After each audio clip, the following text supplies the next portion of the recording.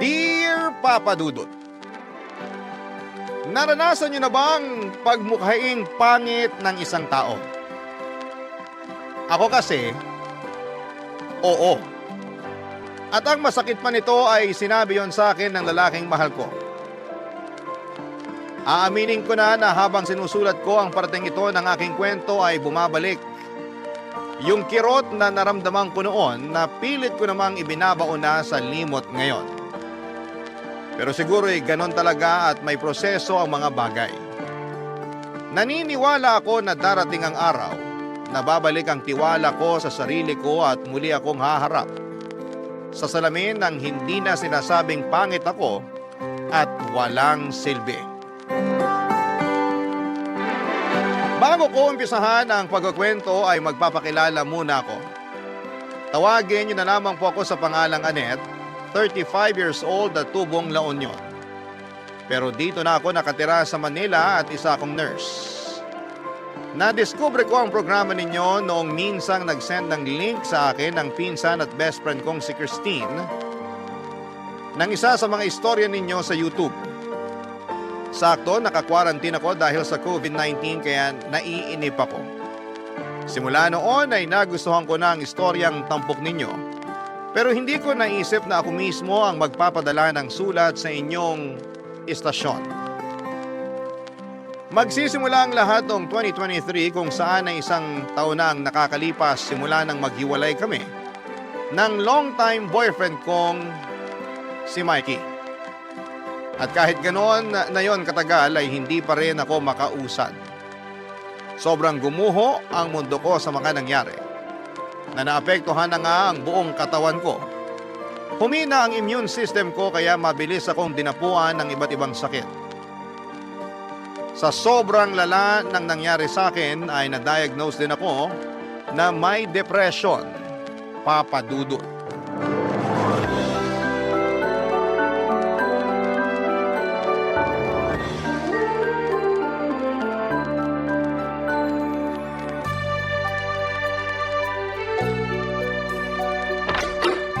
Surprise! Happy birthday, Annette! Hala, Christine! Nandito ka? Oo, hindi mo lang ako imahinasyon, Insan. Nandito talaga ako ngayon sa apartment mo para i-surprise ka. Happy birthday uli! Naku, thank you. Hindi ko expected tong pa-surprise mo, ah. May expected bang surprise? Sa bagay, wala nga naman. Pero paano ka nakapasok dito? Gaga, binigyan mo ako ng susi, di ba? Ay, oo nga pala. Mamaya na tayo magtsikahan. Blow mo muna tong candle sa cake mo. Dali, dali! O sige, sige. Yay! Happy birthday uli! Thank you, Insan. Lapag muna natin tong cake sa mesa. Teka. Liga, muna tayo sa sofa. Ikaw talaga? Nag-abala ka pang pumunta dito? Don't tell me galing ka pang La Union yan. Malamang. May mga pasalubong ako sa bag ko. Bigay ko mamaya. Pero kasi miss na nga kita. Alam mo namang ikaw lang yung pinsan na kasundo ko eh. Sus, inuto mo pa ako. Pero seryoso, bakit napaluwas ka? Yung totoo? Oo. Nakipagkita ako sa boyfriend ko eh. Taga Manila kasi siya. Tapos sa'yo, naisip kong bisitahin ka na rin dito sa apartment mo. Sakto, tinaon ko talaga na birthday mo. Kaya ako nandito ngayon. Sandali. Boyfriend? Correct. Taga Manila? Check! Gamit ang ballpen na pink! You mean, bago na naman to? Nadali mo! Galing naman ang pinsan ko! Galing ka dyan. Kakabreak mo lang nung nakaraang buwan ah. Nakakagulat meron ka ng dinadayong boyfriend dito sa Manila. Huwag ka nang magulat. Sa ganda ko ba namang to? Saka anong gusto mo, pagluksaan ko ng matagal yung breakup namin ng ex ko last month? Aba, hindi ako ganong klase ng babae no. Mabilis lang akong makamove on. Ako kasi ganong klase ng babae. Ay, insan naman. Siyempre, magkaiba tayo. Hindi ko naman kinukumpara sarili ko sa'yo. Nasa iyo lahat ng oras sa mundo para mag-move on sa Mikey na yan. Oo, pero naiinggit lang ako sa'yo. Naiinggit ka sa akin? Bakit? Kasi sabi mo nga, mabilis ka lang makapag-move on. Ako kasi kahit na 1 taon na kaming hiwalay, feeling ko kahapon lang nangyari. Kahit na anong gawin ko, sariwa pa rin yung sakit. Kainis naman kasi yung ex mong mukhang unggoy eh. Hoy, sobra ka naman sa mukhang unggoy. Totoo naman ah. Akala mo kung sino? Hayaan mo na. Pass na rin naman. Kahit na, pag naaalala ko mga pinagsasabi nun, nababanas pa rin ako. Parang gusto kong puntahan dun sa Japan at tampalin ng patabingi, pataas, saka pailalim. Paano isang pala patabingi pataas at pailalim? Basta, gusto mo sample? Sige, subukan mo. Sa'yo ko gagawin yan. Charot lang, kau naman? Ay, ikaw ba wala pa rin ibang nagugustuhan? Hindi pa nga ako nakaka-move on, magkakagusto na ako sa iba. Bakit hindi? Malay mo, pag nagkagusto ka sa iba, makamove on ka. Alam mo, di naman yun masama eh. That way, malalaman mo na meron pa palang tao yung better kesa dyan sa ex mong unggoy. Kaya kung ako sa'yo, lumandi ka, girl. Huwag mong pigilan sarili mo na maranasang ma-inlove at mahawakan uli ng lalaki. Hoy, bastos mo naman. Wow, 17 years old? Ipapaalala ko lang sa'yo, 34 ka na, ante. Ay, oo nga pala. Basta ha, subukan mo uli. Lande is the key. Papadudot masaya ako na sinorpresa ako ni Christine sa birthday ko. Kaya niyaya ko siya na magstay muna sa apartment ko since work from home naman siya. Pumayag naman siya kaya masaya ako, Papadudot. Hindi ko lang basta boyfriend si Mikey, naging live-in partner ko rin siya for 3 years. Pero bago kami nagsama sa isang bubong, college sweetheart na talaga kami. Buong akala ko ay siya na yung lalaking mapapangasawa ko at magiging tatay ng mga anak ko. Admin staff si Mikey sa isang private company sa Mandaluyong. Pero vocal na talaga siya sa kagustuhan niyang mag-ibang bansa. Pero dahil minimum wage earner lamang siya at breadwinner pa ay hirap siyang makaipon ng pera na pangasikaso ng mga papeles niya. Kaya nga tinulungan ko siya since may ipon naman ako at suportado ko siya. Sa pangarap niyang yon, Papadudot. Sabi niya sa akin gusto niyang mag-ipon para makapagpagawa na kami ng sariling bahay na titirhan namin pag bumuo na kami ng pamilya namin. Bukod doon ay pinangakuan niya rin ako ng kasal pag uwi niya dito sa Pilipinas. Maraming pangarap si Mikey para sa amin pero lahat ng yon ay napako. Pagkalipas ng 3 buwan nung dumating siya doon sa Japan, napansin ko kasi tumamlaya ang komunikasyon namin at lagi niyang dahilan ay ang pagiging busy niya sa trabaho. Siyempre, inunawa ko yon dahil may trabaho rin naman ako pero lalong lumala ang sitwasyon namin. LDR na nga kami tapos ay lagi pa kaming nag-aaway. Apektado na rin ako habang nasa duty at may sa ilang beses nang umiyak sa CR ng ospital kapag break time dahil kay Mikey at sa mga misunderstandings namin. Tapos nalaman ko na lamang na may iba na siyang babae. Matapos isend sa akin ang katrabaho niyang Pinoy din ng litrato nilang dalawa ng babae niya. Nakokonsensya raw itong katrabaho niya na makitang niloloko ko ni Mikey kaya gumawa siya ng paraan para malaman ko. Kinompronta ko ang ex-boyfriend ko tungkol sa litrato na yon. Pero pinabulaanan lamang niya at sinabihan akong praning at mapagduda. Pero nagpatuloy ang panlalamig niya sa akin hanggang sa dumating yung punto na kinausap na niya ako para makipaghiwalay. Siyempre, tumutol ako. Ayoko pero ininsulto niya ako. Pinagsalitaan ang mga masasakit at masasama at aaminin kong tumagos yun hanggang sa buto ko. At kapag naaalala ko yon ay nanliliit ako, Papadudot. Yun ang dahilan kung bakit bumaba ang kumpiyansa ko sa sarili ko at kapag nakikita ko ang mukha ko sa salamin ay nandidiri ako. Iniisip ko ang lahat ng mga pangit na sinabi sa akin ni Mikey kaya niya ako hiniwalayan. Halimbawa noon ay ang mukha raw akong manang, pagod na pagod, stress at kung ano-ano pa. Pero dahil makulit si Christine ay sinubukan ko pa rin makipagkilala sa iba. Tama naman siya sa sinabi niya na pinipigilan ko lamang ang sarili ko na ma-in-love. Natatakot kasi ako na masaktan ulit kaya gusto ko na sanang protektahan laban dito ang sarili ko. Pero na-realize ko na hindi naman masama ang sinabi niya. Wala namang masama kung susubukan ko ulit. Kaya nag-install ako ng dating app. At doon ay nag-cruise ang landas namin ni Rondel. Mas bata siya sa akin ng 2 taon at isang business owner.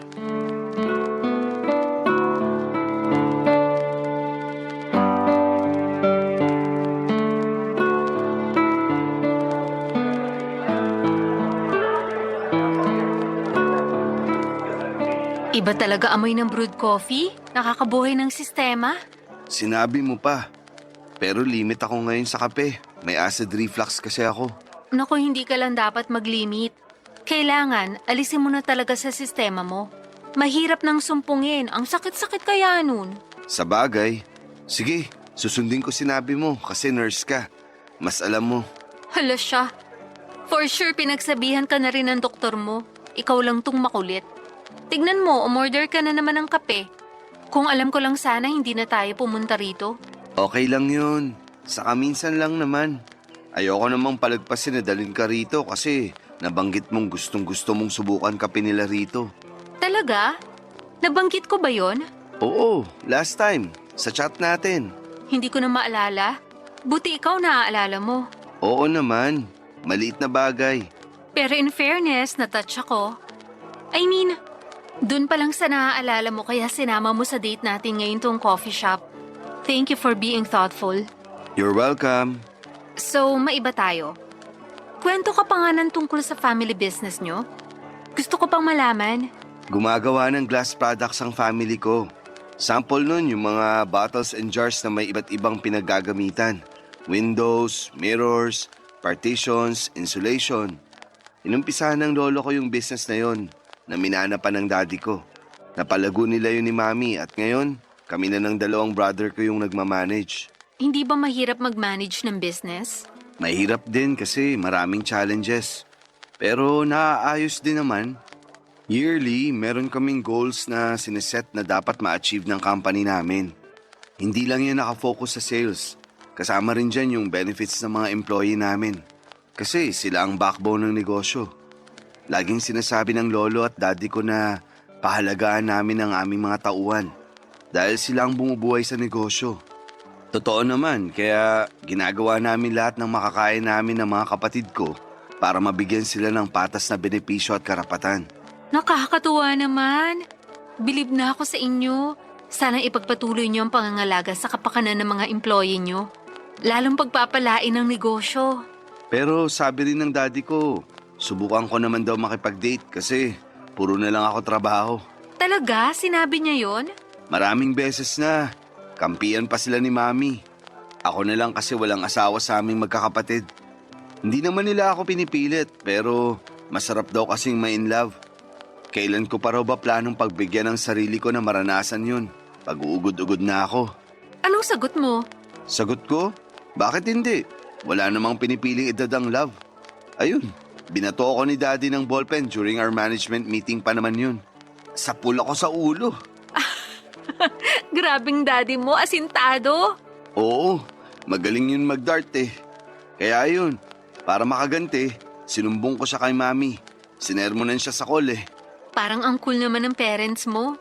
Cool talaga sila. Bukod doon, napaka down to earth. Halata nga, kasi nagmana ka sa kanila. Binubola mo naman ako eh. Seryoso ako dun. O sige, thank you kung ganun. Welcome. May dimple ka pala, no? Ah, oo, meron nga. Nice. Ngiti ka palagi. Para lagi mong makita? Parang gusto ko na lang tuloy sabihin na may pagkamahangin ka. Huwag naman. Sige ka, tampo ako. Ay, wow. Joke lang. Ikaw naman magkwento tungkol sa trabaho mo.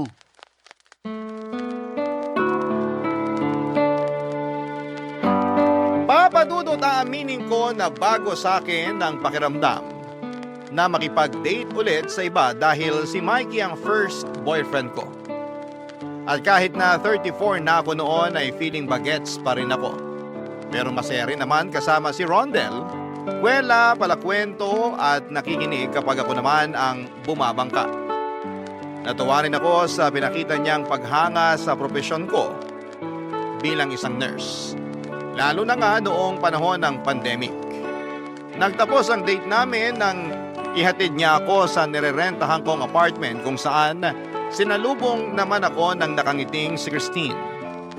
Nagpatuloy ang pag-uusap namin ni Rondel at masasabi kong na-attach na ako sa kanya. Sino ba namang hindi, napaka-gentleman niya. At habang lumalalim ang feelings ko for him, ay mas lalo akong natatakot na baka masaktan lamang ako sa dulo. Marami akong tanong tulad ng paano kung hindi kami compatible. Paano kung katulad din siya ni Mikey? Nasa una lang magaling tapos ay idadump lamang ako sa huli. Kasi may nakitang mas better sa akin. Ayoko na ulit pagdaanan ang sakit na naranasan ko nang iwan ako ni Mikey, kaya naman nilinaw ko kay Rondel. Ang pagkakaibigan lang ang kaya kong ibigay sa kanya. Dahil hindi pa ako handang pumasok muli sa panibagong pakikipagrelasyon ng mga panahong yon. Barangay Love Stories. Barangay Love Stories. Papadudod, parang pinagsisihan ko na sinabi kong pagkakaibigan lang ang kaya kong ibigay kay Rondel. Kasi habang tumatagal ay hinahanap-hanap ko na ang presensya niya. Siguro kay na-fall na ako sa kanya sa loob ng 2 linggo naming pag-uusap. Pinaramdam niya kasi sa akin na mahalaga ako at kaibig-ibig. Kumbaga'y nawala lahat ng pagdududa ko sa sarili ko dahil sa pagmamahal niya. Pero ako lang tong natatakot na sumubok ulit at makipagrelasyon. Kung tatanungin ninyo ako kung ano ang nagustuhan ko kay Rondel, ay masasabi kong marami. Bukod sa artistahin niyang itsura ay napakabait din niyang anak sa mga magulang niya. Kaya nga mahal na mahal ko noon ang ex-boyfriend ko kasi mabuti rin siyang anak sa nanay niya na mag-isang nagtaguyod sa kanilang 5 magkakapatid. Laging sinasabi ni Mikey na gusto niyang bumawi sa mama niya at ibigay dito ang lahat ng kaginhawahan na deserve nito. At magagawa lang niya yon kapag nakapag-abroad siya. Kaya nga hindi ako makapaniwala na lolokohin niya ako. Kasi pinangakuan din niya ako na babawi siya sa akin at sa mga tulong ko sa kanya. Hindi naman ako naniningil pero umasa pa rin ako sa mga sinabi niya. Kaya nga ang sakit-sakit na lahat ng yon ay hindi niya tinupad sa akin pero sa iba, tinupad niya.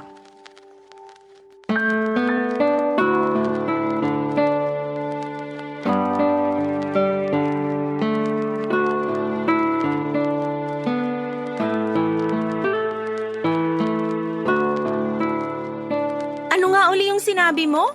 May problema ako. Buntis ka? Sira, ano ba yung pinagsasasabi mo? Umayos ka nga. For your information, maayos akong kausap. Ano na nga yung problema mo? Baka mapalala ko pa? Charot! Baka matulungan kita, kaya sabihin mo na. Kasi, humihingi ng second date si Rondel. Sus, yun lang naman pala. Anong yun lang pala? Kung mangunot kasi noo mo at magsalubong kilay, kala ko na paano ka na. Second date lang pala eh. Di pagbigyan mo. Kaso sabi ko, hanggang friends lang kami. Gaga, sinabi mo yon?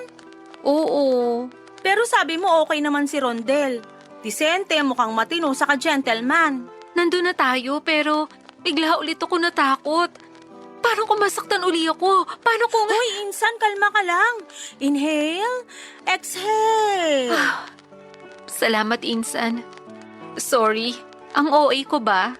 Gaga, hindi OA yun, no? Pero pwede mong sabihin sa akin yung gumugulo sa isip mo? Ayun na nga yun. Natatakot ako na baka pag pinagbigyan ko si Rondel, lalo ako mahulog sa kanya. Wait! Stop! Hindi na nga ako nagsasalita eh. Ulitin mo nga yung sinabi mo. Alin ba dun? Yung natatakot ako? Hindi yan, forward pa. Yung dulo. Yung pagkatapos nung pinagbigyan mo si Rondel. Lalo akong mahulog sa kanya? Ayun nga! So, ibig sabihin, nahuhulog ka na sa kanya. In love ka na, insan. Oo, pero... Pero ano? Walang mangyayaring masama sa'yo. Kaya wag mong pigilan na lalong ma-inlove kay Rondel. Natatakot nga ako. Hindi ka ba nakikinig? Hindi lahat ng lalaki katulad ni Mikey. Ramdam ko na mabait talaga si Rondel, kaya wag mo naman siyang i-judge na kaugali ng mokong mong ex-boyfriend. Ang unfair nun sa kanya, lalo na sinabi mong in love ka na rin. Sa bagay, may punto ka. Pero, paano ko ba sasabihin sa kanya? Na alin? Na gusto ko naman talagang pumayag sa second date namin, pero nahihiya kasi ako. 'Di ba? Sinabi ko nga sa kanya na hanggang friends lang kami. Sus, kahit naman magkaibigan, nagde-date pa rin. Pumayag ka lang, tapos kunin mo yung sign kung gusto mo pang i-pursue yung relationship nyo. For sure may rason kung bakit magkausap pa rin kayo hanggang ngayon at gusto kanyang makadate uli kahit na sinabi mo sa kanya na friends lang kayo. Go girl! Ganun ba yun? Oo, maniwala ka sa pinsan mong maganda. Baka sinasabi mo lang yan kasi gustong-gusto mo na ako magka-jowa ah. Bakit naman hindi? Sabi ko nga, ramdam ko na mabait yang si Rondel. Gwapo pa. Alam mo, may kamukha siyang artista sa GMA. Basta meron talaga. Pero sige na, pumayag ka na. Makipag-date ka na uli. Ay, o sige. Sana lang talaga walang mangyaring masama. Walang mangyayaring masama.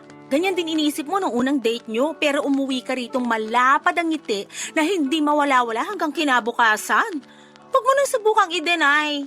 Grabe namang observation skills yan, Insan. Siyempre naman. Kilig na kilig ka pa nga no na parang akala mo bumalik ka sa pagiging teenager.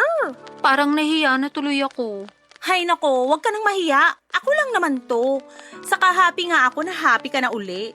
Sige, sabihin na natin na konting frustrated at confused, pero mas nananaig yung happiness talaga. Ramdam ko sa aura mo. Talaga? Oo nga, at deserve mo yan. Ay, namiss ko talaga na makita kang in love, Insan. Kaya nga, sana wag mong pigilan sarili mo na maranasan uli. But this time, pang matagalan na. Magdilang anghel ka. Oo naman. So paano?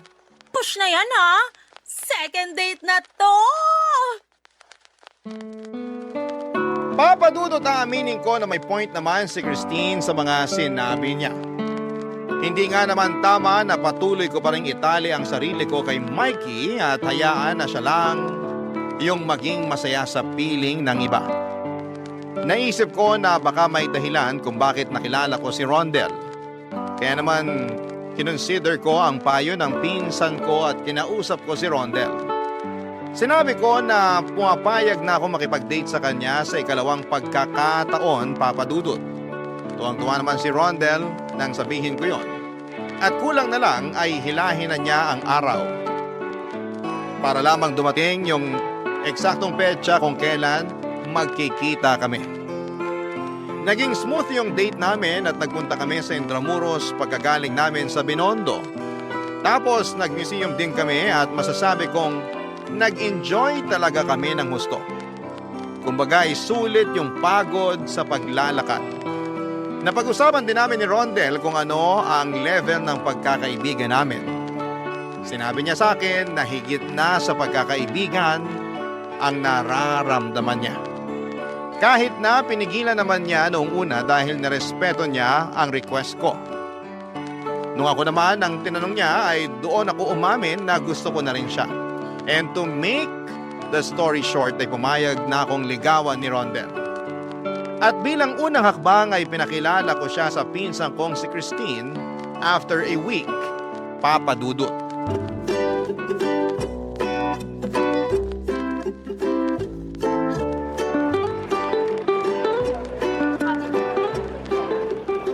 Rondel, siya nga pala si Christine. Yung kwento ko sa yung pinsan ko at best friend na rin at the same time. Dito muna siya ng ilang buwan. Wala kasi akong kasama. Hi Christine! Maraming nakwentong magandang bagay tungkol sa'yo si Annette. Nice to finally meet you. Nice to meet you rin. Naku, sana nga maganda talaga yun. Mamaya pati kalukuhan ko, chinika niya sa'yo. Grabe ka naman sa akin, Insan. Eme lang, ikaw naman. Pero Rondel, seryoso ka ba talaga sa panliligaw mo sa pinsan ko? Kasi kung hindi, ngayon pa lang, sabihin mo na. Seryoso ako sa panliligaw ko kay Annette. Totoo yung feelings ko sa kanya. Dapat lang. Kasi lagot ka talaga sa akin pag sinaktan mo pinsan ko. Hindi naman siguro gagawin ni Rondel yun. Huwag mo na siyang takutin. Hindi ko naman siya tinatakot. Kinakausap ko lang siya ng masinsinan. Naiintindihan ko naman kung bakit. Overprotective lang sa'yo ang pinsan mo. Correct! Mabuti pa, bili ka muna ng merienda dun sa convenience store. Mag-uusap lang kami nitong manliligaw mo. Pinapaalis mo ko? Oo, sige na, go, go, go. Kuha ka na lang ng pera sa wallet ko, bili ka kahit ano. Okay, pero wag mong tatakutin si Rondel ah. Oo na, palagay mo sa akin. Rondel, bibili muna ako ng pagkain. Feel at home ka lang dito kasama tong pinsan ko. Mabait yan. Pasensya ka na ha. Di naman kita intensyon na takutin or what. OA lang tong si Annette, pero alam mo kasi, may pinagdaanan na yan na medyo nakakasira ng ulo. Kaya kung dadagdagan mo pa, ako na mismo nagsasabi sa'yo na lagot ka sa akin. Nakwento ba niya sa'yo yung tungkol sa ex-boyfriend niya? Nabanggit lang niya na masaklap daw yung hiwalayan nila kasi ng babae. Oo, ang tagal-tagal na nila. Akala nga namin sila na yung endgame. Kasal na lang kulang sa kanila pero niloko niya lang pinsan ko. Ang masahol doon, pinagmukha niya pang pangit. Ang sakit-sakit marinig kay Annette yung mga sinabi sa kanya nung damukol na Mikey na yon. Kaya pag naaalala ko yun, nanggigigil pa rin ako. Ay, kasi hindi yun totoo. Ang ganda-ganda ng pinsan ko. Mabait siya, mabuting tao. Masipag na nurse tapos gaganunin lang siya nung lalaking minahal niya. Nakakalungkot lang talaga na may mga taong ubod ng sama. Akala mo wala silang pinagsamahan ni Annette. Ayoko na uli makitang nasasaktan yung pinsan ko ng todo-todo kaya sana ingatan mo siya at alagaan. Yun naman yung ginagawa ko kahit na hindi pa kami. Mahal ko na siya at seryoso yung nararamdaman ko sa kanya. Buti naman, yun lang din yung kailangan kong marinig sa'yo. Alam ko na di na bata si Annette pero kung nandito parents niya, ganito rin sasabihin nila sa'yo. Masaya ako na meron siyang pinsan na nag-aalala sa kapakanan niya. Umasa ka na tatratuhin kong mabuti si Annette. Namamahalin ko siya ng buong buo at iingatan ko ang kanyang puso. Aasahan ko yan. Pag yung pangako mo, binali mo, naku! Humanda talaga yung leeg mo. Charot lang. Baka sabihin mo, tinatakot na talaga kita. Nandito na ako. Buti walang pila sa cashier, kaya mabilis lang ako nakapagbayad. Ano binili mo? Merienda natin. Anong pinag-uusapan niyo ni Rondel? Wala naman. Pinapirma ko lang siya ng kasunduan na kapag sinaktan ka niya, mananagot siya sa akin. Huy, seryoso? Siyempre, biro lang. Pero kinausap ko lang siya na sana mahalin ka niya at alagaan pag naging kayo. Totoo yun. At sabi ko, oo. Kasi mahal na kita kahit di pa tayo. Ay, sus! Bigla ako tuloy na miss jowa ko. Teka, tatawagan ko nga muna. Magbebe time muna kayo.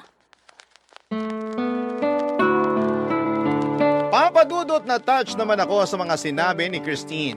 Siya kasi ang kasama at karamay ko noong kasagsagan ng breakup namin ni Mikey. Wala na kasi akong parents, magkasunod na namatay sina mommy at daddy noong 2019. Kaya malaking dagok din ang breakup namin ni Mikey years later dahil hindi pa ako noon kayang mag-isa. Kumbaga bukod kay Christine ay siya lamang yung kakampi at kasangga ko. Pero sinaktan at iniwan lang din naman niya ako. Kaya nga thankful ako na may isang Rondel na dumating sa buhay ko, Papa Dudut. Parang nadagdagan ng support system ko. Pagkalipas ng isang buwan na panliligaw ay sinagot ko na nga po si Rondel. Naging masaya ang takbo ng relasyon namin. Una niyang ginawa ay pinakilala niya ako sa parents niya na hindi nagtagal ay nagkaroon ng espesyal na puwang sa puso ko. Naalala ko sa kanila ang mommy at daddy ko. Kaya nga nung nalaman nilang ulila na ako ay hindi sila nagdalawang isip na ituring akong miyembro ng pamilya bilang isang anak.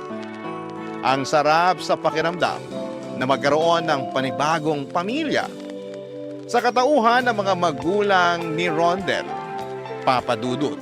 Barangay Love Stories. Barangay Love Stories.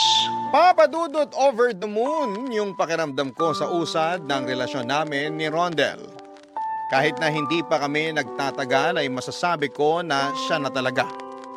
At noon ko na lamang ulit naramdaman ang ma-in-love ng husto. May ahalin tulad ko sa magic yung nangyari kasi nabago bigla ni Rondel Ang mga pangit na pakiramdam ko sa aking sarili simula nang sinaktan ako at pinagmukhang pangit ni Mikey. Hindi naman sa idinedepende ko sa kanya ang kumpiyansa ko, pero malaking papel ang ginagampanan ng sinasabi at pinaparamdam sa atin na mga taong malalapit sa buhay natin upang madagdagan ang tiwala natin sa ating mga sarili. Kaya nga ang laki ng pasasalamat ko kay Rondel dahil ibinigay niya yon sa akin. Hindi na ako nahihiyang tumingin sa salamin at hindi ko na rin sinasabihan ng masasakit na salita ang sarili ko. Marami kaming plano ni Rondel sa buhay. Napag-usapan na rin namin ang pagpapakasal at minamadali na rin kami ng mga magulang niya dahil gusto na raw nilang magkaapo. Bagay na tinawanan lang namin ni Rondel. Walang pagsidla ng kasiyahan na nararamdaman ko ng mga panahong yon. Dahil unti-unting kinukulayan na namin ang mga plano namin. Excited na akong bumuo ng pamilya kasama siya pero lahat ng yon ay nagbago. Nang madiagnose akong may stage 1 na cervical cancer nitong January lang, pakiramdam ko, pinagsakluban ako ng langit at lupa dahil sa panibagong pagsubok na pinagdaraanan ko, Papa Dudut.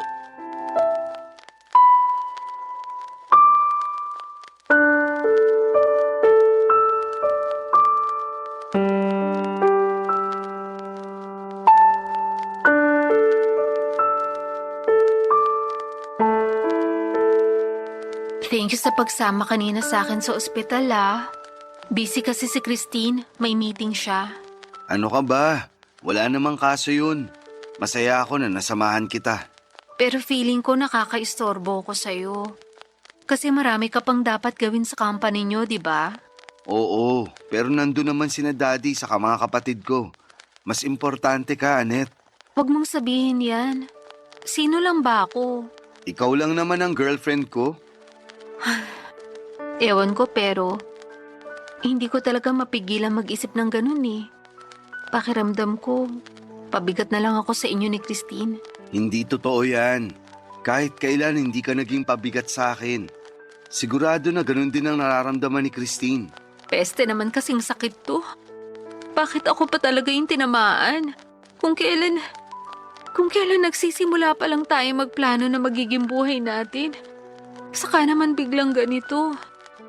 Paano na lang kung hindi na ako gumaling, Rondel? Gagaling ka. Naniniwala ako dun. Pero nawawala na ako ng pag-asa. Hindi ko mapigilang matakot. Okay lang matakot.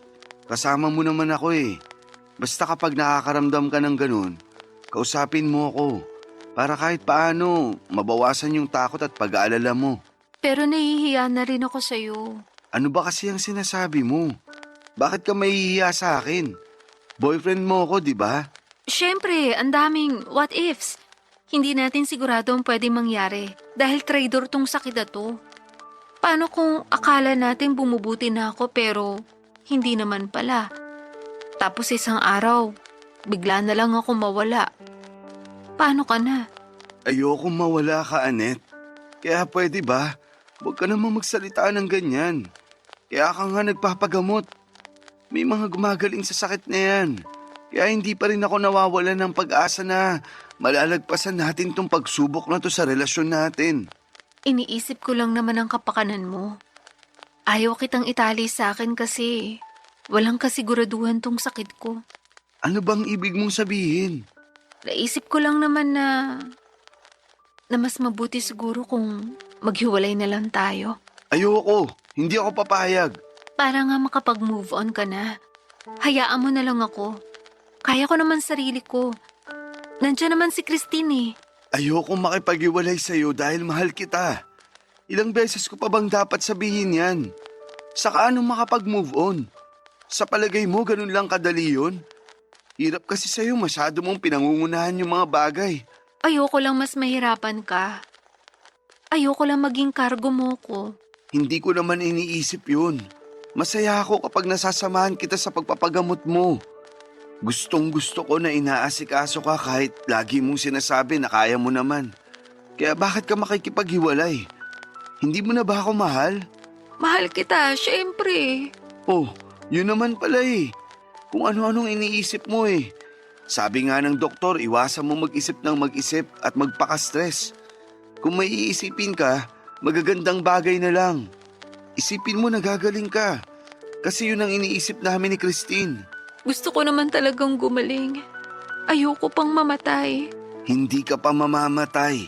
Kasi di tayo titigil gawin lahat para gumaling ka. Basta, tandaan mo na hindi ka nag-iisa sa laban mo na to. Nandito kami ng pinsan mo. Nandito rin parents ko. Pinagdadasal ka nila, Annette. Kasi mahal na mahal ka rin nila. Kaya sana huwag kang sumuko, ha? Gagaling ka. Salamat, Rondel. Malaking bagay na nandyan ka. Mas nakakaya kong labanan tong sakit ko. Pasensya ka na sa sinabi ko kanina. Ayoko naman talaga maghiwalay tayo kasi mahal na mahal kita. Mahal na mahal din kita. Kaya Tana, nandito lang ako para sa'yo. Papa Dudut, hindi niyo ako masisisi kung gusto ko nang makipaghiwalay kay Rondel. Pakiramdam ko ay nasirang lahat ng mga magaganda naming plano sa buhay dahil sa pagkakasakit ko. Pero ang totoo ay natatakot talaga akong mag-isa. Ayoko pa rin mamatay kaya nga mabuti na lamang dahil hindi ako iniwan ni Rondel. Hindi siya pumayag na makipaghiwalay sa akin kahit na magiging malaking responsibilidad niya ako. Hindi ko na idedetalye ang gamutan ko pero masasabi kong mahirap at masakit. May mga araw na mabuti ang pakiramdam ko at meron namang hindi. Dahil sa nangyari ay hindi na muna ako nakakapag-duty kasi kailangan kong magpalakas. Mabuti na lang at nasa tabi ko si Rondel at Christine para umalalay sa akin. Pakiramdam ko ay hindi ako nag-iisa habang nakikipaglaban sa sakit ko. Aaminin ko po na may mga araw pa rin na pinanghihinaan ako ng loob. Pero pinagpapasa Diyos ko na lamang ang lahat. Dahil siya lang naman ang may hawak ng buhay natin. Hindi ako tumigil sa pagdarasal. Na sana'y pagalingin niya ako dahil gusto ko pang makasama si Rondel ng mas matagal. Papa Dudut.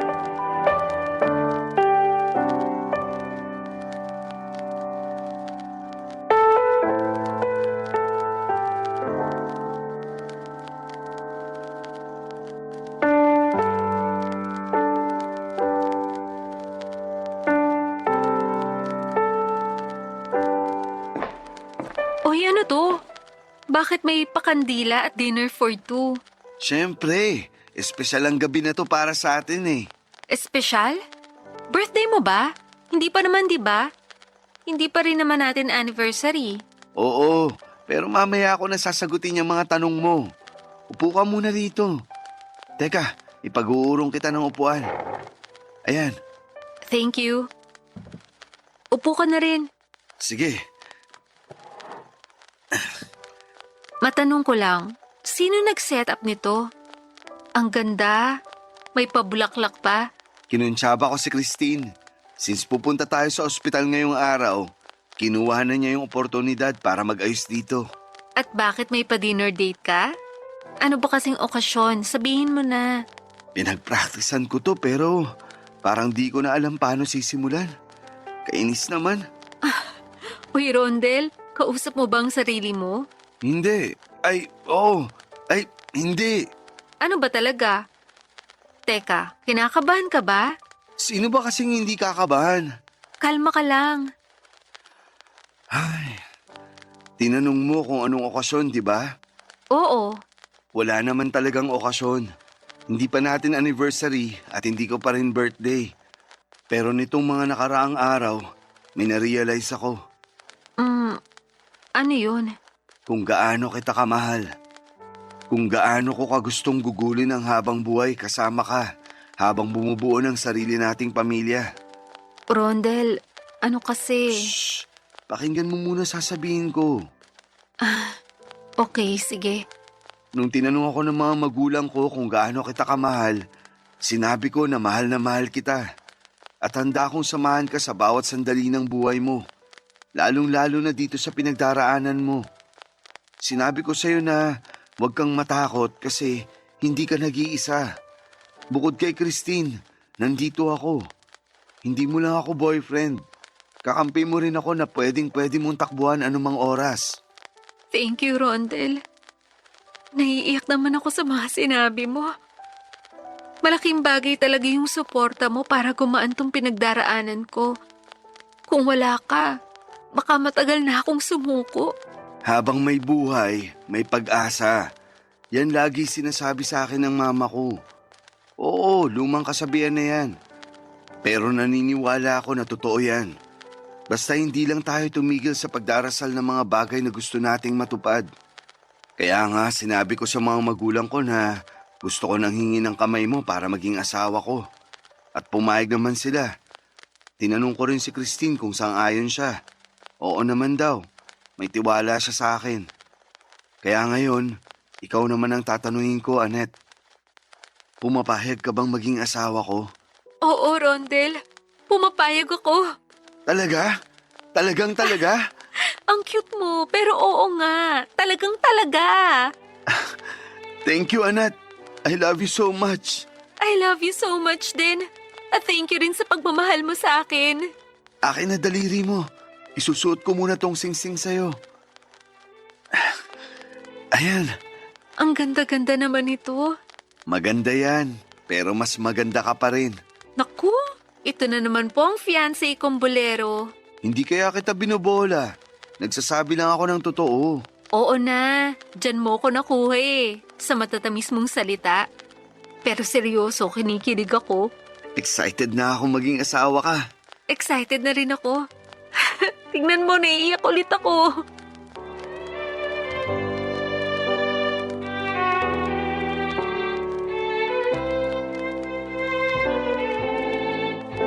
Papadudot, halo-halong saya at excitement ang naramdaman ko na mag-propose sa akin si Rondel. Feeling ko tuloy ay ako na ang pinakamagandang babae ng gabing yon. Hindi lang kasi ako makapaniwala na matutupad ang matagal ko ng hiling na maikasal sa lalaking mahal na mahal ko. Bagay na hindi naman noon na ibigay sa akin ni Mikey. Totoo nga ang kasabihan na wala yan sa tagal kundi sa lalim ng pagmamahal ng dalawang tao. Sa kasalukuyan ay tuloy-tuloy pa rin ang pagpapagamot ko at tulad ng sinabi ko ay may mga araw na mabuti at merong hindi. Pero mas malakas na ako ngayon kumpara noon dahil alam kong kasama ko na si Rondel na harapin ang pagsubok na ito sa buhay ko. Gusto ko lang ding ibalita na last month ay kinasal na kami sa huwes at nakatira na ako ngayon sa kanila. Mahal na mahal ko po si Rondel. Siya ay yung lalaking ibinigay ng Panginoon sa akin bilang sagot sa mga panalangin ko. Maraming salamat po, Papa Dudut, sakaling mapili ninyong i-area ang istorya ng buhay ko. Buti na lang at napilit ako ni Christine na magpadala ng sulat sa inyong istasyon para ibahagi ang love story namin ni Rondel at hindi yon magiging posible kundi dahil sa tulong niya. Meron lang po sana akong kahilingan sa mga kabarangay natin. Kung pwede sana ipagdasal ninyo ang aking paggaling. Hanggang dito na lamang po ang sulat ko, Papa Dudut, and God bless po sa Barangay LS and more power sa Barangay Love Stories. Ang inyong kapuso at kabarangay forever, Annette. Dear Papa Dudut, noong nabubuhay ang tatay ko ay lagi niyang sinasabi na hindi naman daw mawawala ang mga dagok o pagsubok habang patuloy tayo naglalakbay sa mundong ito. Ibig sabihin, parte ng pang-araw-araw nating buhay ang mga problema.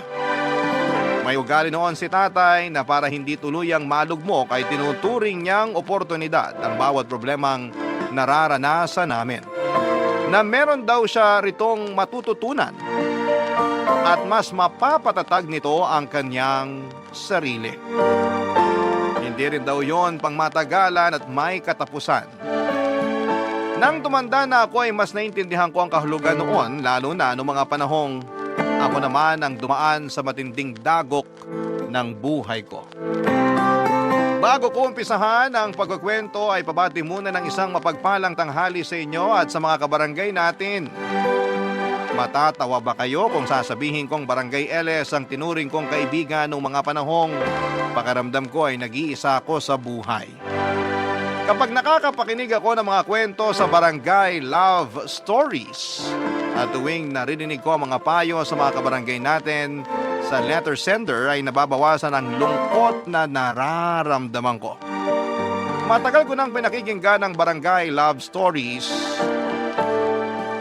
pero ngayon lamang ako naglakas ng loob na sumulat.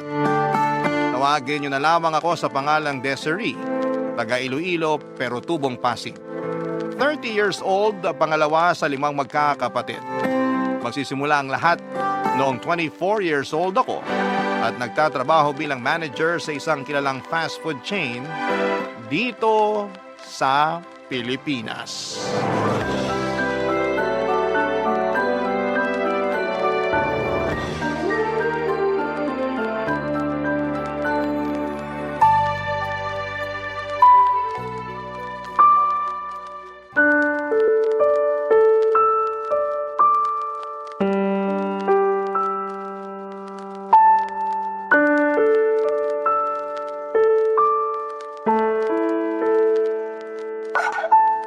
Bakit walang pagkain? Peste naman. Nagugutom na ako. Hoy! Bakit di niyo ako tinirhan ng pagkain? Kuya Jed, lasing ka ba? Nako, hindi ah. Nakainom lang ako. Sinasamantala mo talaga na wala rito yung mag-ina mo kaya todo inom ka kasama mga barkada mo. Tapos uwi ka rito nagwawala. Nagugutom kasi ako. Gusto kong kumain. Bakit kasi walang makain sa pesting pamamahay na to? Meron naman, may cup noodles doon. Yun na lang kainin mo. Ayoko nga. Pagkain ba ng tao yun? Sira ulo ka na talaga. Anong sabi mo? Kuya mo pa rin ako. Alam ko yun, pero kung umasal ka parang daig mo pang bunso natin. Tsaka, huwag ka nga sumigaw dyan, baka magising si nanay. May sakit pa naman yun. Ano bang ingay yan, Jed? Gabing-gabi na ang taas pa ng boses mo. Mamaya ireklamo tayo ng mga kapitbahay natin. Hindi yan ay. Sila irereklamo ko. Subukan lang nila. Ano bang pinagsasasabi mo? Basta, yun na yun. Bingin nyo naman eh. Lasing na naman po yan si kuya. Sinabi nang hindi nga ako lasing eh. Nakainom lang pero... Ay, mahabagin! Jed, tumayo ka nga dyan sa sahig, bata ka! Di na po ako bata. 27 years old na ako, Nay. Pero isip bata ka pa rin kahit matanda ka na. Hala, nagdudugo na mo! Malamang tumama yan sa kanto ng upuan. Naku naman!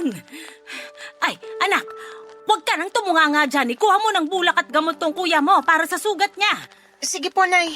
Malayo yan sa bituka. Pwede ba tumigil ka na nga dyan? Desiree, ang tagal mo naman! Dali-dalian mo! Aba! Ito na po yung medicine kit, Nay. Ay, anong gagawin ko dyan? Ipaglagay mo ako ng gamot sa bulak. Sige po. Ano ba yan? Lahat kailangan sabihin sa'yo ay kita mo na ngang may sugat ang kuya mo? Hindi ko naman po kasalanan kung bakit siya may sugat, kaya wag po kayo magalit sa akin. Ah, basta! Akin na yung bulak! Dali! Ay, Jed, nak! Masakit to, ha? Hihipan ko na lang para di masyadong mahapde. Oh, Aray ko, Nay. Aray ko naman. ay, huwag ka ngang malikot. Baka malagyan kong mata mo. Ayoko na po niyan. Ang sakit-sakit kaya. Ikaw na nga ginagamot ni nanay, ikaw pa may ganang gumanyan? Ano bang problema mo, ha? Bakit lagi ka nalang may sinasabi sa lahat ng ginagawa ko? Eh paano? Di ka naman gumawa ng matino kaya malamang may masasabi sa'yo. Nay, awatin niyo ako kasi masasampal ko na tong si Desiree. Tumigil na kayo! Mali naman na pinagsasalita mo siya ng ganyan. Kuya mo pa rin siya. Wala naman po akong ginawa sa kanya, nagsabi lang ako ng totoo. Kahit na, hindi ka na lang sana nagsalita. Kita mong lasing yung kuya mo. Minsan hindi mo rin ginagamit kokote mo eh. Ano na? Naghihintay ako ng sorry mo. Sorry, kuya. Yan, ganyan nga. Tandaan mo kasi na ako pa rin ang kuya mo. Kaya dapat igagalang mo ko kahit ang manager ka dun sa pinagtatrabahuhan mo. Tama na yan. Matulog ka na lang, Jed.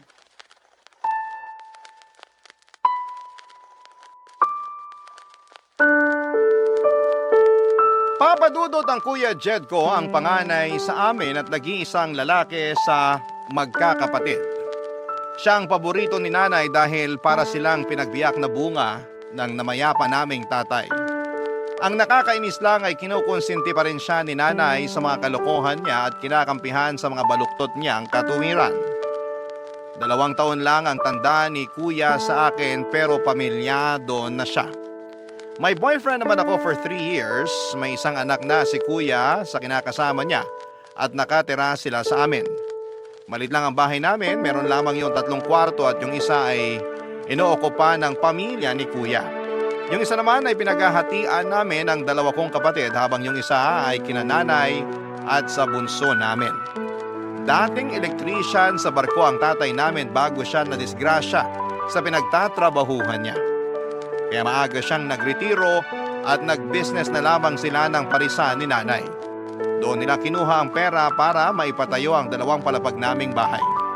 Pero nasimot lahat ng ipon ng mga magulang ko nung nagkaroon ng pancreatic cancer si Tatay Papa Dudut.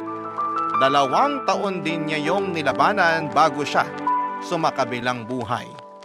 Nalugi na rin ang negosyo namin dahilan kaya huminto kami sa pag-aaral ni Kuya Papa Dudut.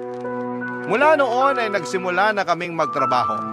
Ako bilang serbidora sa fast food sa Pasig at si Kuya naman bilang warehouse staff sa isang planta sa Rizal. Pero nag-working student ako noong kumikita na ako ng pera at nakapagtapos naman ng kolehiyo. Tapos itinuloy ko na magtrabaho sa fast food chain na pinapasukan ko at doon na nagsimula ang training ko para maging isang manager. Habang unti-unting gumaganda ang takbo ng karera ko, bigla namang nag-asawa si Kuya at nagkaroon siya ng panibagong responsibilidad, Papa Dudut. Sa kabila ng lahat ay mahal ko pa rin ang pamilya ko dahil sila na lamang ang meron ako. Saka laging sinasabi sa akin noon ni tatay na alagaan ko raw si nanay at ang mga kapatid ko. Dahil maloko si Kuya kaya hindi niya masyadong maasahan. At bilang panganay na babae, ako raw ang dapat na tumayong huwaran sa mga mas nakababata ko pang kapatid. Kaya nung namatay si tatay, tinandaan ko lahat ng mga sinabi niya. At kahit na masakit sa ulo kasama sina nanay at kuya sa bahay, tiniis ko na lamang yon dahil mahal ko sila.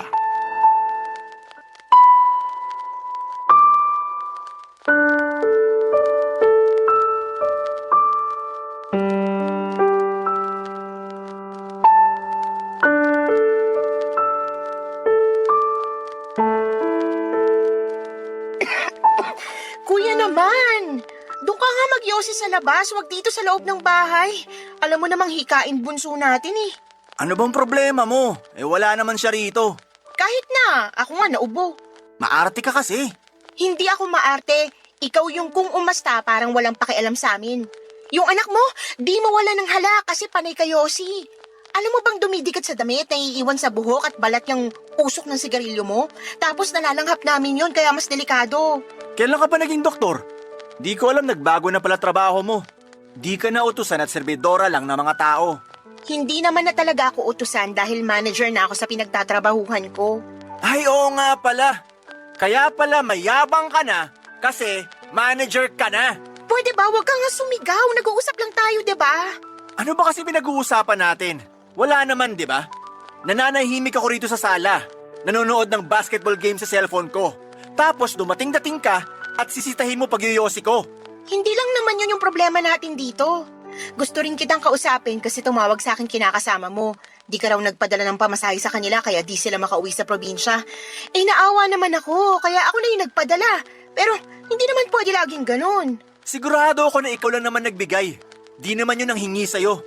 Kung manunumbat ka, sana di ka na nag-abot. Bukal naman sa loob ko yun, pero napapansin ko kasi lagi kayong kinakapos sa pagkain, sa gamot, at iba nyo pang pangangailangan. Tapos, ngayon, wala ka palang pinadala sa mag-ina mo, alam mo naman ngayon sila luluwas ng probinsya. Walang natira sa sinahod ko eh. Laki ng kaltasan sa opisina namin. Tapos may mga binayaran pa akong utang. Bakit may pambisyo ka kung wala na palang natira sa sahod mo? Nilibre lang ako ng mga kaibigan ko. Maniwala sa'yo. Galante ka sa ibang tao pero sobrang kuripot mo naman sa amin, pati sa pamilya mo. Alam ko na ikaw na naman yung naglabas ng pera at gumastos sa inuman nyo ng isang araw, pati na rin kagabi, kaya wala kang pera. Ano ba kasing pakialam mo kung saan ko ginagastos pera ko? Pera ko yun, hindi yun sa'yo. Tsaka, kapal naman ang mukha mo ang pakialaman pati pagbibisyo ko eh. Wala ka namang ambag. Tsaka ka na magsalita kung ikaw na tumutustos sa pang-alak at pang-yosi ko. Bakit ko naman gagawin yun? Ano ka, Hilo? Aba, hilu-hiluhin ko mukha mo eh. Nag-aaway na naman ba kayo? Dinig na dinig ko boses niyo sa labasan. Nakakahiya kayo, ha? Si Kuya lang naman po yung sumisigaw, Nay. Ang hinahinahon ko rito. Paano hindi sisigaw? Eh nakakabwisit ka. Wala po akong ginawa dyan, ha? Sinaway ko lang na wag nang magyosi rito sa bahay kasi nauubo ko sa usok. Tapos pinagsabihan ko rin tungkol sa pagbibisyo niya kasi lagi na lang silang kapos. Narinig nyo, Nay? Napaka-pakialamera ng anak nyong yan. Huwag mo na lang kasing pakialaman ng kuya mo, nak. Diskarte naman niya yon kung kulang pera nila ng pamilya niya. Saka kung ayaw mong mausok, dun ka sa kwarto nyo. O di kaya lumabas ka ng bahay natin. Liit-liit na bagay, pinalalaki mo. Seryoso po kayo, Nay? Kinakampihan niyo si Kuya? Oo, kasi mali na pinagsasalitaan mo siya ng ganyan, kapatid ka lang naman. Kuya mo pa rin siya, baka nakakalimutan mo.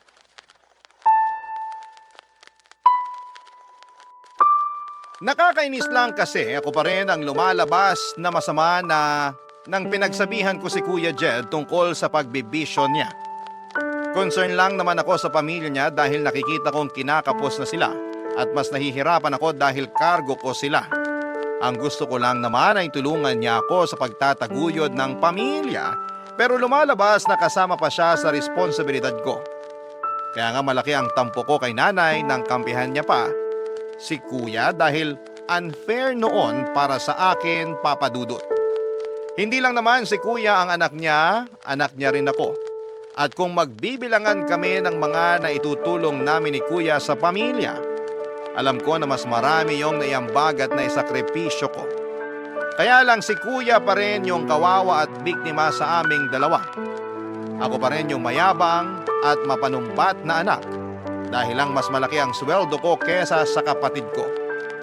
Ang sakit lang sa kalooban na sa mismong pamilya ko pa talaga ako makakarinig ng mga masasakit na salita.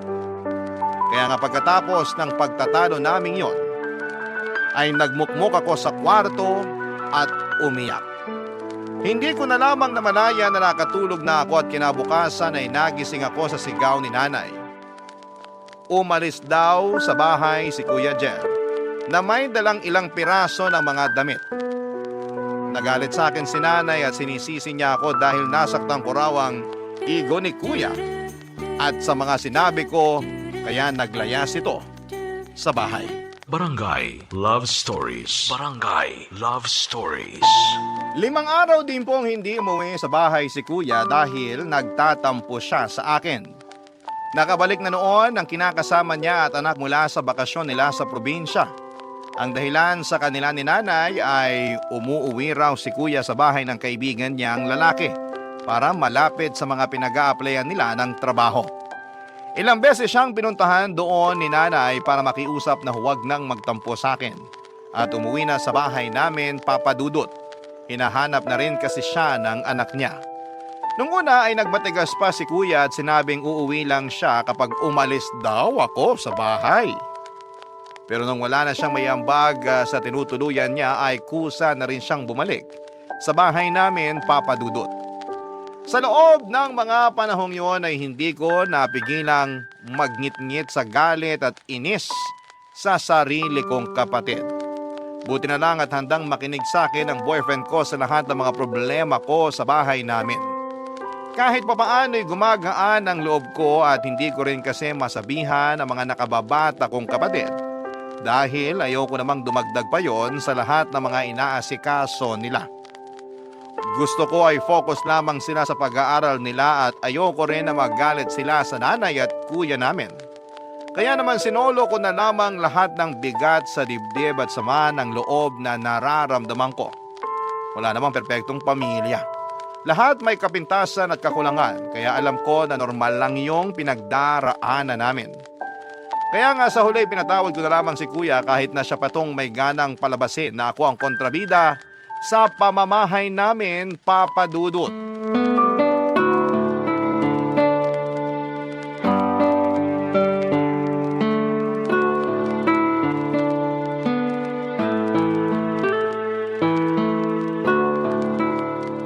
Nay, ito na po yung sweldo.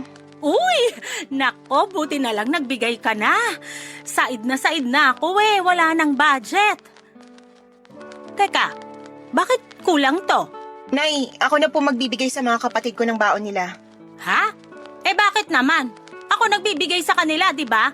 Opo, pero nagsabi kasi sa akin na kulang daw binibigay niyo at madalas pinagkakasya na lang nila sa pagkain at mga project nila sa school. Ay, naku naman. Napakagastos kasing mga bata. Nung panahon namin, di nga kami binibigyan ng perang pambaon ng mga magulang namin. Pero di naman kami kinakapos. Iba naman po yung panahon nyo sa panahon natin ngayon. Tsaka, nagmahal na rin ang mga bilihin kaya nagulat ako nung sinabi nila sa akin na kulang daw sa napagkasunduan nating allowance nila yung binibigay nyo. Saan nyo po ba ginagastos yung iba, Nay? Ha? Dito pa rin naman sa bahay. Syempre, kulang yung binibigay mong pangkain natin. Kaya, nagbabawas ako ng allowance ng mga kapatid mo. Maliit lang naman yon. Purot lang, kaya wag kang magalit. Hindi naman po ako galit. Nagtatanong lang po ako.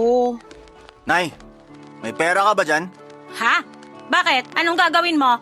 Lalabas kami ng mga barkada ko. Konting inom lang naman pero kinapos kasi ako eh. Nagbigay ako sa kinakasama ko kaya ayun. Wala akong pera, anak. Wala raw. Ano yung nasa bulsa nyo? Tsaka nangako kayo na bibigyan nyo ako ng pera pag binigyan na kayo ni Desiree. Ayan na ba yon? Akin na, dali! Ay, Yun! Malutong-lutong pa na 1,000. Salamat, Nay. Alis muna ako. Tama ba yung nakita ko? Binigyan nyo ng pera si Kuya, Nay? hindi ko naman binigay. Siya yung kumuha, nakita mo naman, di ba? Pero sabi niya nangako raw kayo sa kanya na bibigyan siya ng pera pag binigyan ko na kayo. Ibig sabihin, kaya kayo kinakapos sa budget natin kasi binibigyan niyo pa si Kuya. Ano naman kung binigyan ko siya? Kuya mo naman siya. Hindi niyo po kasi naiintindihan. Ginagamit lang niyang pambisyo yung perang hinihingi niya sa inyo, Nay. At baka nakakalimutan niyo na pera ko pa rin yan. Sa akin galing yan. Hoy, pera ko na to kasi binigay mo na sa akin. Kaya may karapatan akong gamitin tong pera na to kung saan ko man gustuhin. Labas ka na doon kasi binigay mo na sa akin to, no? Akala niyo po ba ganun lang kadaling kumita ng pera tapos ibibigay niyo lang kay Kuya pang bisyo niya? Alam ko kung paano kumita ng pera, kaya wag mo akong pangaralan dyan. Saka ikaw tong mas malaki sweldo kaysa sa inyo ng kuya mo. Bakit pinagdadamutan mo siya? Narinig mo naman sinabi niya, binigay niya dun sa kinakasama niya yung pera kaya kinapos siya. Natural, kasi responsibilidad niyang buhayin yung mag-ina niya. Sa lagay, kapag kinakapos siya, sa inyo siya hihingi ng pera para ano? Kapusin yung budget natin dito sa bahay, pati na rin yung allowance ng mga kapatid ko. Mabuti sana kung sa may kwenta niya ginagamit yung pera, pero sa bisyo niya, Nay. Hayaan mo na. Gusto lang naman maglibang ng kuya mo. Nagkwento sa akin yon. Aburido siya sa trabaho nila kasi nasermonan sila ng bisor nila. Kaya gusto raw niyang uminom. Ay, ewan ko sa inyo, Nay. Parang lahat na lang ng ginawa ni Kuya tama sa paningin niyo. Ikaw lang naman tong laging nakikitaan ng mali kuya mo kaya madalas kayong nag-aaway. Huwag kang masyadong mayabang at huwag ka ring bastos sa kuya mo.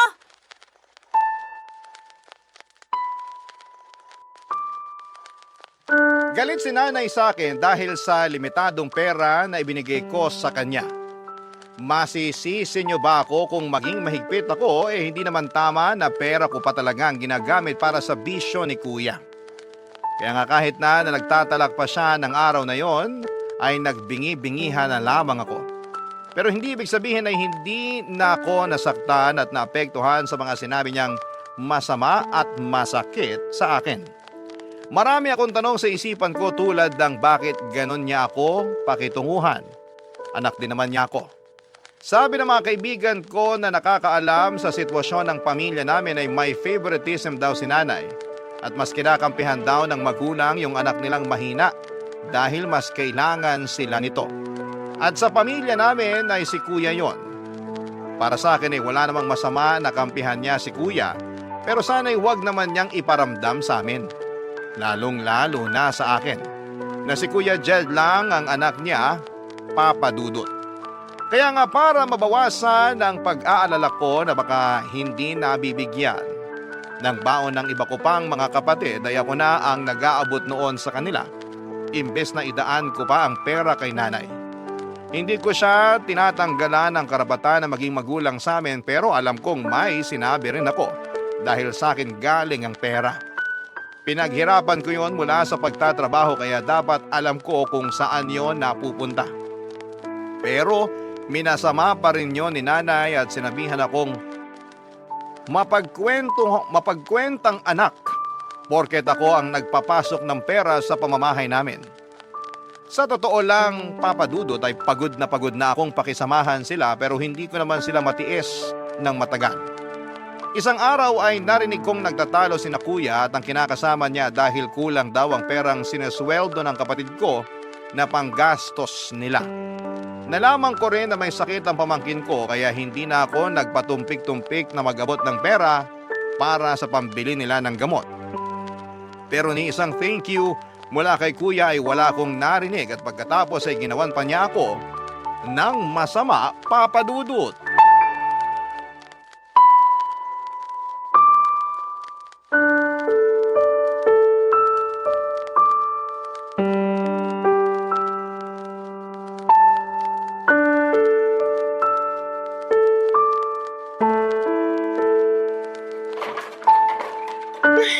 Hala, nasa na yun? Dito ko lang yun nilagay ah. Desiree, nak! Liga rito! May dalang donut kuya mo, may pizza rin. Naku, ang dami naman pagkain. Sige po na, ilalabas na po.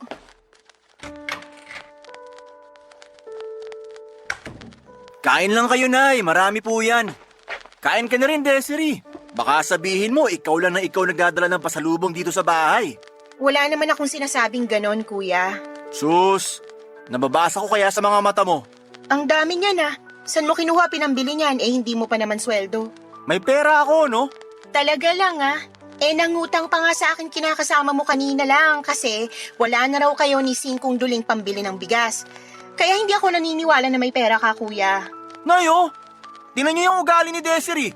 Sumusobra na. Masisisi mo ba ako? Nakakapagtaka kasi. Sige nga, saan galing pinambili mo ng mga yan? Inutang mo, no? Hindi kaya. Binigay niyo, Nay? Wala na nga akong pera kasi tinitipid mo ko. Kung ganon, baka naman ninakaw mo. Pinagbibintangan mo ba ako? Oo! Ano bang pinagsasasabi mo? Nawawala po yung kwintas ko na yung regalo sa akin ng boyfriend ko. Hinanap ko na ng mabuti pero wala talaga. At iniisip mo na kinuha ko yon? Siraulo ka na ba? Ano bang hinihitit mo? Nung nakaraan mo pa tinatanong kung nasasanla yun, tapos paulit-ulit mong sinasabi na ibenta ko na lang kesa itago para mapakinabangan ko naman. Sabi mo pa kung sa'yo lang yon, malamang naging pera na yon. Pero hindi ibig sabihin nun, kuya mo na agad ang kumuha. Matakot ka nga sa Diyos nang bibintang ka eh. Pero Nay, mahalaga kasi sa akin yun eh. Nakakapagtaka lang kung paano nagkaroon ng pera si Kuya pambili ng mga pagkain na yan kung di niya kinuha at binenta yung kwintas ko. Tsaka masisisi niyo ba ako? Ilang beses niya na akong kinupitan, pati nga kayo pero pinagpapasensyahan niyo lang. Ibang usapan naman yon. Alam mo ikaw, nakakasama ka ng loob ah. Kapal pati ng apog mong pagbintangan ako. Ikaw na nga tong dinalan ko ng pasalubong. Hindi ko kailangan ng mga pasalubong mo. Aminin mo na kasi na ikaw yung kumuha. Ano naman ang gagawin ko doon? Parang peke naman. Mamaya wala pang tumanggap na sanglaan. Kita mo na! Ikaw talaga kumuha nun eh! Hindi ako! Siraulo! Tumigil ka na, pwede ba? Nababaliw ka na ba? Di kita pinalaki para mambintang. Bago mo ako ng kuya mo, alamin mo muna yung totoo. Bakit kayo galit na galit sa akin pero pag yung anak niyong gumawa ng katarantaduhan, kinukonsinti niyo? Ang unfair niyo, Nay! Paano di ako magagalit sa'yo? Basta-basta mo na lang tinuturo ang kuya mo. Mamaya nawala mo lang eh. Di kasalanan mo. Sigurado po ako na si Kuyang kumuha nun, kaya aminin mo na, Kuya Jed. Wala akong aaminin kaya manahimik ka. Baliw! Tatamaan ka na talaga sa akin pag di ka pa tumigil. Lintik na to. Bintang ka na.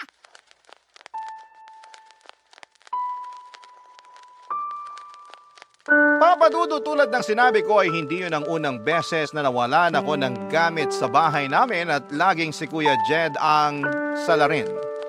Ang halimbawa ng kinuha niya sa aking gamit ay yung tumbler na regalo sa akin ng kaibigan ko noong birthday ko. Nakita ko na lamang na ginagamit na ng kinakasama niya dahil tinatamad daw itong kumuha ng tubig na malamig sa ref kaya doon na lamang naglalagay ng yelo. Akala niya ibili yun ni Kuya at gusto niya sanang isauli sa akin pero ako na lamang ang tumanggi. Bukod doon ay may mga damit din ako na kinukuha ni Kuya at ibinibigay sa live-in partner niya. Natigil na lamang yon nung sinatap ko siya at napunta kay nanay ang pangungupit niya ng pera. Pero kung tutuusin ay parang ako pa rin ang pinagnanakawan niya dahil sa akin galing ang mga perang yon, Papa Dudut.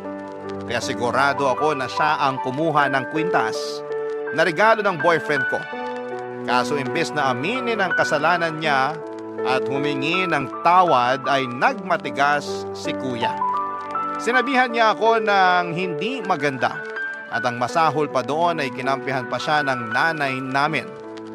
Kaya nga abot langit ang galit ko sa kanya at nadagdagan pa ang hinanakit ko. Nang pagkaraan ng 2 araw ay nakita ko ang naturang kwintas sa leeg ng kapitbahay naming dalaga, Papa Dudut. Barangay Love Stories. Barangay Love Stories. Sinabi sa akin ng kapitbahay namin na niregalo yon sa kanya ng nanay niya at nakumpirma ko na binenta nga yon sa kanila ni kuya. Gusto ko sanang bilhin na lamang ang kwintas dahil galing yon sa boyfriend ko pero nagbatigas ang kapitbahay namin. Gustong gusto niya raw kasi yon at hindi na sila makakabili ng ganon sa murang halaga. Naiyak na lamang ako nang hindi na naibalik sa akin ang kwintas at sinabi ko yon sa boyfriend ko. Nagalit siya sa kuya ko pero sabi rin niya na pabayaan ko na lamang dahil pwede naman niyang palitan yon. Sobrang sama ng loob ko sa kapatid ko na mga panahong yon. Kaya naman kinumpronta ko siya pero mas galit pa siya sa akin, Papa Dudut. Simula noon ay hindi ko na kinausap si Kuya Jed. Nawala na ako ng amor sa kanila ni nanay dahil kinampihan na naman siya ni nanay, Papa Dudut. Kahit na ginawa na ako nito ng masama. Kung ituring ko sila sa bahay ay para na lamang hangin pero sa totoo lang ay nasasaktan din ako pag ginagawa ko yon. Kaya lang ay wala na talaga akong lakas para kausapin at pakisamahan sila dahil sa mga ginawa at sinabi nila sa akin. Nagsorry naman sa akin ang kinakasama ni Kuya at nangako na babayaran na lamang yung kwintas. Pero ako na mismo ang tumanggi. Naisip kong palagpasin na yon, pero hindi ko akalain na may gagawin na namang mas masahol pa doon ang Kuya Jed ko, Papa Dudut.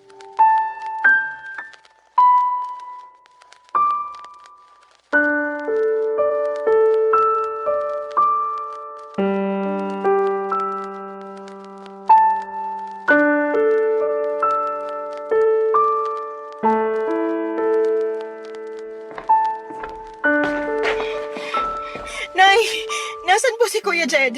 Umalis, bakit? Saka bakit ganyan ang itsura mo? Nawawala po yung pera ko sa cabinet eh. Malaking halaga po yun. Kaka-withdraw ko lang kanina para sa... Ibang klase ka rin, no? Kada may mawawala sa'yo, kuya mo agad pagbibintangan mo? Siya lang naman magnanakaw dito sa atin, Nay. Wag na wag mong pagsasalita ng ganyan ng kuya mo!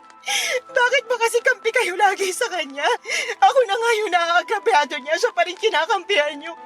Kaya tuloy lumalaki ulo ni Kuya kasi mahal na mahal niyo. Ayoko lang maramdaman ng kuya mo na wala siyang kakampi sa bahay na to. Galit ka sa kanya. Ilag din mga kapatid mo sa kuya nila kaya ako na lang kakampi niya. Sana naman maintindihan mo yon. Hindi ko kayang intindihin kasi kahit masama niyang gawain, kinukonsinti niyo. Suportado niyo nga pagbibisyo niya, di ba? Magkano ba yung perang nawawala sa'yo? Ako na magbabayad para matahimik ka lang dyan. Malaki yun, Nay. Ipon ko po yun para sa kasal namin ng boyfriend ko. Ano? May plano ka na palang magpakasal? Di mo man lang sinasabi sa akin? Paano na lang sustento mo sa pamilya natin pag nag-asawa ka na? Di ka talaga nag-iisip? Sobra na po kayo! Palagay niyo sa akin, bangko niyo! Nandito na po ako. Ay, Jed! Ano nangyari sa mukha mo? Bakit may pasa ka? Putok pa labi mo na! Napaaway lang. Pero ayos lang po ako, Nay. Ayos ba yung ihika-ika ka na rin maglakad? Sino yung gumulpi sa'yo? Ipapabarangay natin! Wag na po. Gulo lang eh. Ayoko lang nang inaagrabyado ka. Ayos na nga po, Nay. Wag na kayong OA dyan. Oh, bakit ganyan ka makatingin sa akin, Desiree? Kuya, nawawala yung perang kawi-withdraw ko lang. Aminin mo na. Kinuha mo yun, no? Eh, hiniram ko lang naman. Sabi ko na nga ba, ikaw yung nagnakaw nun? Hiniram ko lang naman. Ibabalik ko rin sa'yo. Pero hindi ka nagpaalam sa akin, kaya pag nanakaw pa rin yun. Kinailangan ko lang talaga kasi kasi pinagbabantaan na ako ng mga pinagkakautangan ko. Tingnan mo, Ginulpi pa nila ako kanina nung mabayaran ko sila kasi raw, pinagtaguan ko sila ng matagal. Sana naman maintindihan mo. Huwag ka namang madamot. Utang mo yan. Bakit ako kailangan mang problema dyan? Tsaka ako pa talaga yung madamot? Kapal din talaga ng mukha mo. Mabuti nga yung nabugbog ka nila para maturuan ka naman ng leksyon. Pinagsasasabi mo dyan? Ayos lang sa'yo na sinaktan nila kuya mo? At ayos lang po sa inyo na pinagnakawan ako ni Kuya. Sinabi ko naman sa inyo na mahalaga paggagamitan ko ng perang yun. Nakakaintindi po ba kayo? Mas mahalaga pa rin buhay ng kuya mo. Paano na lang kung may nangyaring masama sa kanya dahil lang sa kadamutan mo? Isipin mo nga yun ng mabuti. Hindi yung puro sarili mo na lang inuuna mo. Saka na kayo magpakasal. Marami pa naman pagkakataon. Ewan ko po sa inyo, Nay. Wala na po talaga akong masabi. Bahala na kayo ni Kuya. Pagod na ako sa inyong dalawa. Naiyak na lamang ako sa palusot ni Kuya Jed matapos niyang kuhanin ang perang winidro ko. Siguro nga gano'n na siya kadesperadong makabayad sa mga pinagkakautangan niya kaya nagawa niya akong pagnakawan. Pero imbis na magpakumbaba at mag-sorry ay nagmalaki pa si Kuya at sinabihan akong madamot. Nang mga panahong yon ay sumabog na ang lahat ng naipong galit sa dibdib ko para sa kanya. Kaya hindi na ako nakapagtimpi at napagsalitaan ko na sila ng hindi maganda ni nanay. Galit na galit ako kay Kuya Jed. Gigil na para bang gusto ko siyang balatan ng buhay. Pero nagtimpi pa rin ako, Papa Dudut. Pagkatapos noon ay tinawagan ko ang boyfriend ko para magpasundo sa kanya. Hindi ko na kasi kayang matulog sa bahay namin kasama ang konsentidor kong ina at barumbado kong kuya. Ang plano ko isang gabi lang sana mag-i-stay sa apartment ng boyfriend ko pero habang nandun ako, sinabi niya sa akin na tanggapin ko na raw yung inaalok niya sa akin na makipag-live-in sa kanya. Ilang beses na rin kasi niya akong sinabihan na tumira kasama niya. Pero ako lang ang tumanggi dahil gusto ko sanang magpakasal muna kami. Pero dahil sa ginawa ni Kuya ay mukhang mapopospone ang matagal na naming plano. Pero sinabi sa akin ng boyfriend ko na pwede pa rin naming ituloy ang kasal dahil may budget pa naman siya. Natuloy ang kasal namin sa West pagkaraan ng 2 buwan simula nang lumipat ako sa apartment niya. Sobrang saya ko dahil iba yung kapayapaang dulot noong malayo na ako kina nanay at kay Kuya. Bagaman ako pa rin ang sumusuporta sa mga nakababatang kapatid ko lalo na sa pag-aaral nila. Pakiramdam ko ay unti-unti na akong nakakabangon dahil wala nang pabigat sa buhay ko. Hindi na rin naman ako kinausap ni nanay at kuya. Ang sabi lang ng mga kapatid ko ay nahihiya raw sila sa akin. Pero ako na mismo ang kusang pumutol sa ugnayan namin. Masama na kung masama pero para naman yon sa peace of mind ko. Mabilis na lumipas ang 2 taon, Papa Dudut. Nagulat ako nang biglang makatanggap ako ng tawag sa cellphone mula kay nanay.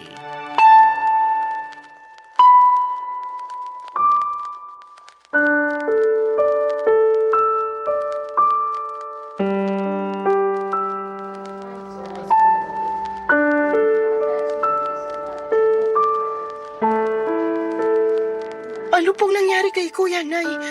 Bakit siya nandito sa ospital? Nung una, dinadaing ng kuya mo yung malalang sakit ng tiyan niya. Kaya naisipan na naming magpakonsulta sa doktor. Nalaman namin na may ulcer siya, pero natuklasan din ng doktor na sumuri sa kanya na may iba pa siyang sakit. At doon na nga namin nalaman na may liver cancer siya. Stage 4 na raw, kaya imposible nang gumaling ang kuya mo, nak. Sigurado po ba sila? Mamaya mali naman yung diagnosis nila. Magpa-second opinion po tayo, Nay. Ginawa na namin yon at pareho pa rin ang resulta. Ito rin kasing kuya mo. Tagal na palang may iniindang sakit pero di nagsasabi. Tingnan mo, lumala na tuloy. Kailan pa po nandito sa ospital si Kuya? Mag-iisang buwan na. Pero bakit ngayon niyo lang po sinabi sa akin, Nay? Kuya mo yung may desisyon noon. Nahihiya raw kasi siya sa'yo kaya ayaw kanyang istorbohin. Ayaw na raw niya na isipin mo siya lalo na ang dami-dami niyang kasalanan sa'yo. Ako rin naman may kasalanan sa'yo, nak. Kaya sana, patawarin mo ko. Pinapatawad ko na po kayo. Ayos na po yun. Hindi na po ako galit sa inyo, Nay. Sising-sisi kami kasi sinagad namin pasensya mo. At nahihiya rin kami sa'yo kasi masama yung sinukli namin sa mga kabutihang ginawa mo para sa pamilya natin. Aaminin ko, malaki po tampo ko sa inyo ni Kuya. Pero sapat na po yung 2 taon na hindi tayo nag-usap. Sa totoo lang, miss na miss ko na po kayo. Lagi ko nga kayong kinukumusta sa mga kapatid ko eh. Wala lang talaga akong lakas ng loob na umuwi sa bahay natin para dalawin kayo. Natatakot din kasi ako na baka di niyo ako tanggapin at pagsalitaan niyo na lang ako na masakit eh. Sorry po, Nay. Kung umalis ako sa atin at iniwan ko kayo. Wala kang dapat ihingi ng tawad. Kami ang may nagawang mali sa'yo, nak. Siguro ito na yung karma namin, kaya nangyayari ito ngayon sa kuya mo. Hindi naman po siguro, Nay. Pero saan daw po ba nakuha ni Kuya yung sakit niya? Saan pa ba? Eh di sa bisyo niyang pag-inom ng alak. Kasalanan ko to eh. Kung hindi ko lang sana siya kinunsinti nun, di sana mangyayari to sa kapatid mo. Pabaya kasi kung ina, kaya nagkasakit siya ng ganyan. Huwag niyo na pong sisihin ang sarili niyo, Nay. Kailangan na lang po nating ipagamot si Kuya para gumaling siya kahit na sinabi ng doktor na wala ng pag-asa. Nasaan po ba yung kinakasama niya? Tsaka yung pamangkin ko? Nasa bahay yung pamangkin mo. Yung kinakasama niya, matagal na siyang hiniwalayan. Iniwan sa amin yung bata para sumama sa ibang lalaki. Ano po? Seryoso ba yan? Sawang-sawa na raw siya sa kuya mo kasi pulpol at walang pera. Kaya naghanap ng mayaman at sumama agad doon. Ay, ewan ko sa kanya. Ano ba yan? Napakamalas naman ni Kuya. Grabing dagok naman to sa kanya, Nay. Kaya nga sising-sisi ang kuya mo. Ngayon sinisingil na siya at wala na siyang magawa kasi parang doble o triple raw yung ganti sa kanya ng kapalaran. Awang-awa talaga ako sa kapatid mo, nak. Kung pwedeng sa akin na lang mapunta yung sakit niya, bakit hindi? Diba? Huwag niyo naman pong sabihin yan, Nay. Kailangan pa po kayo ng mga kapatid ko. Kailangan pa po namin kayo. Nandiyan ka naman eh. Ikaw nang bahala sa mga kapatid mo. Pagod na rin kasi ko. Kung mamamatay ang kuya mo, sana mamatay na rin ako.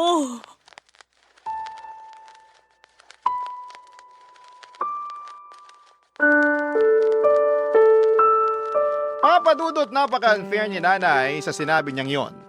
Biglang bumalik yung mga nawala kong tampo sa kanya pero inisip ko na baka pagod lamang siya at emosyonal ng araw na yon. Nag-focus na lamang kami kay kuya na noon ay sobrang payat na dahil sa kanyang sakit. Sa totoo lang ay masakit makita na nakaratay sa higaan ang sarili mong kapatid at pinahihirapan ng malalang sakit. Doon ko nga napatunayan na kahit anong laki ng galit ko kay kuya, kaya ko siyang patawarin, madugtungan lang ng ilang pang taon ng buhay niya. Kaya nga nagdasal ako ng husto sa Diyos na pagalingin niya si Kuya Jed pero mukhang may ibang plano ang may kapal para sa pamilya namin. Binawian ng buhay si Kuya pagkalipas lamang ng 3 araw simula noong malaman ko ang tungkol sa kalagayan niya. Sa loob ng 3 araw na yon ay nakapag-usap naman kami ni Kuya. Nakahingi siya ng tawad sa akin at nakiusap na kung pwede alagaan ko raw ang anak niya. Nangako ako sa kanya na hindi ko pababayaan ang pamangkin ko dahil mahal na mahal ko ang batang yon. Sobrang lungkot ng pamilya namin ang pumanaw si Kuya Jet. Iyak nang iyak si nanay sa unang gabi ng burol. Kulang na lamang ay maglupasay siya sa sahig habang sumisigaw na sana'y mabuhay pa ang kuya namin. Tapos doon na nangyari ang hindi inaasahan dahil biglang inatake sa puso ang nanay namin, Papa Dudut. Dead on arrival si nanay sa ospital ng gabing yon. Kulang na lamang ay mawala ako sa katinuan dahil sa sunod-sunod na dagok ng kapalaran sa amin. Buti na lamang kasama ko ang mister ko at siyang umalalay sa akin. Hindi ko na idedetalye kung ano pa ang mga sumunod na mga nangyari pero nairaos naman namin ang libing ni nanay at ni kuya ng mga panahong yon. Ang sakit mawala ng isang kaanak. Paano pa kaya kung dalawa sila at magkasunod pa? Pero iniisip na lamang namin na magkasama na sila ni tatay sa kabilang buhay kasama si kuya at umaasa na sana'y masaya sila sa kinakaroonan nila. Sa kasalukuyan ay napagtapos ko na ng pag-aaral ang mga kapatid ko at nasa pangangalaga ko ang pamangkin ko na tinuring ko na ring tunay na anak. Mula sa Pasig dito na kami nakatira sa Iloilo nang madestino rito ang mister ko. Masasabi ko na kahit marami kaming pinagdaan ng problema, ay nalagpasan namin yun at naging matatag kami, Papa Dudut. Bukod doon ay masaya na ako para sa pamilya ko. Lalo na noong nakaraang taon lang ay biniyayaan na kami ng anak ng asawa ko. Maraming salamat po sakaling mapili po ninyong itampok ang kwento ng buhay ko at sana ay may napulot na aral at inspirasyon ng mga kabarangay natin matapos itong mapakinggan. More power po sa Barangay Love Stories at Barangay LS 97.1. Ang inyong forever kapuso at kabarangay, Desiree.